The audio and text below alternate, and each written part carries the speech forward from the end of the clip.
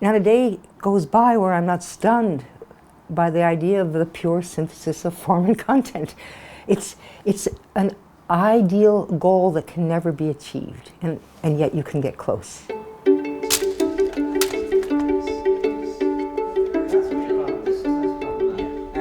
I'm not sure it can work.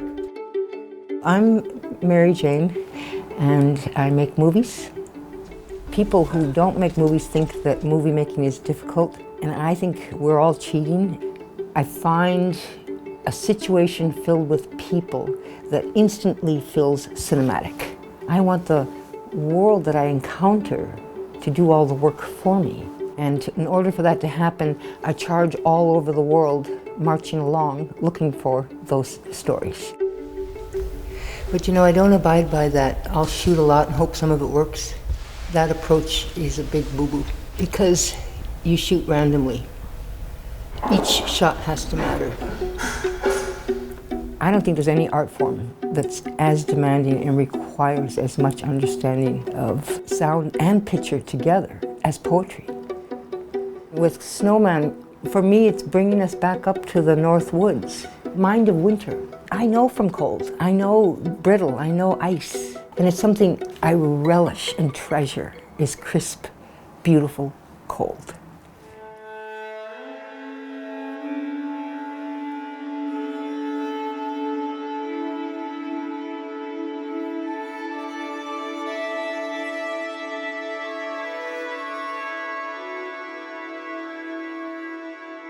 One must have a mind of winter to regard the frost and the boughs of the pine trees crusted with snow, and to have been cold a long time, to behold the junipers shagged with ice, the spruces rough in the distant glitter of the January sun, and not to think of any misery in the sound of the wind, in the sound of a few leaves, which is the sound of the land, full of the same wind that is blowing in the same bare place.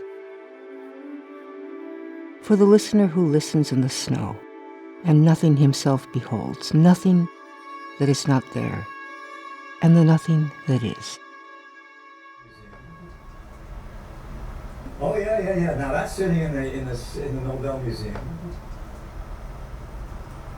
So I think what I could do is stick that guy first. So this thing. This is a perfect case where it What I was gives just going to do is rotate. what they're doing drives the camera, so the camera work isn't gratuitous. I talk probably ad nauseum about this relationship between form and content. And what is it about a movie that requires that this story be a movie, as opposed to a poem? I think the thing that kept me from poetry and keeps a lot of people from poetry is this feeling that you have to know so much to understand it. And so I let go of that worry and just enjoyed them. I enjoyed the shape, the sound, the rhythms, the way they clackety-clack together. The words clackety-clack sometimes, and then they mush. With Snowman, it's the seductive setup. Same wind, same bare place, deep to deep, deep. It gets tiny, tiny, tiny, and you can see one scraping leaf. And to hear that little leaf produces inside of you this opening, this space, and then can enter in the biggest question of all. Nothing that is not there, and the nothing that is. I just got chills again, like I've never heard the poem before. How can you say something so big with so few words? It's precision, it's efficiency, and perhaps because I'm a filmmaker and we're on a time-based medium, I care about time. You know, it's funny because I can see the flaws in films all the time, but when a poem is perfect, I can't, it's there, it lives and breathes all by itself.